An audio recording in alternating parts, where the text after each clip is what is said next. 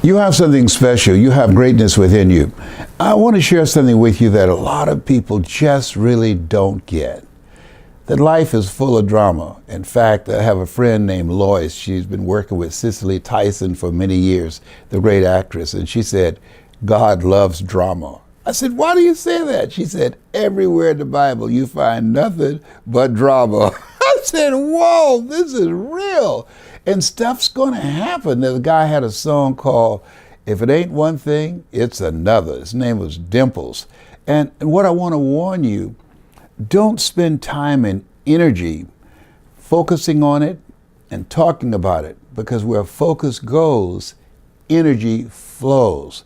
What's most important is to know that life is full of difficulties. And Viktor Frankl, he calls it unavoidable suffering, that in life you either in a problem or you just left one or you headed toward one. So now, what do you do about it, Les? You handle it. You deal with it. Don't react to it. You want to respond to it, because there's some things that when they happen, some things happen to you, something happens in you, and some things happen for you. And you ultimately, the hand that you play is the one that says, I'm in charge of my life.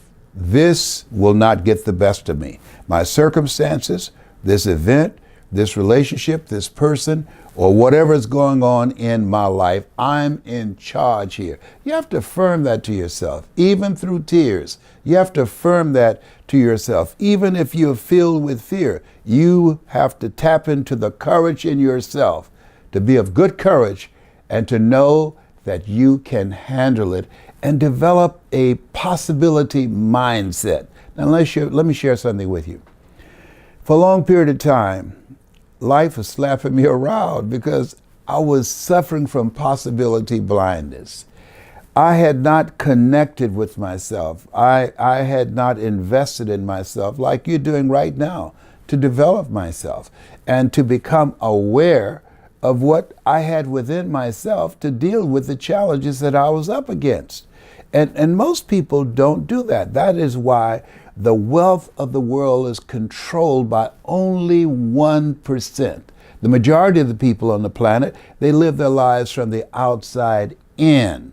But that 1%, which you're working to become a part of, you operate from the inside out. See, I believe there are winners and there are losers, and there are winners who are discovering ways on how they can win.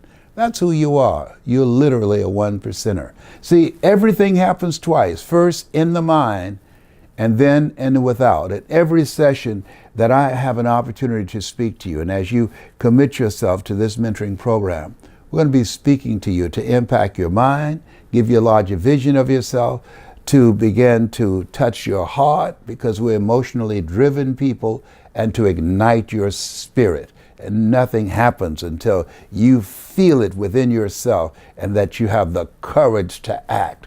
And so as you look at yourself, look at your goals and dreams, don't be intimidated by rejections or no's or setbacks. You know, Willie Jolly was right. He said a setback is a setup for a comeback.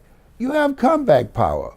And what's very important, when something happens, give yourself a chance to step back and to look at it and to reflect and then respond. Now, something else I believe, when you're faced with some stuff and you find yourself stuck, Einstein said something that's very key. He said, the thinking that has brought me this far has created some problems this thinking can't solve. What is he saying here?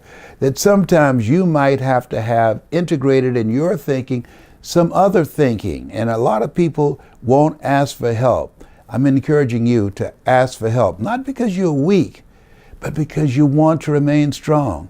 And ask for help, and don't stop until you get it. A lot of people want to ask for help because of pride. Pride cometh before a fall. Because of ego. Ego means edging God out. Ask for help, not because you're weak, but because you want to remain strong. And ask for help. And don't stop until you get it. And trust me on this, 2 heads is better than one. But just imagine it.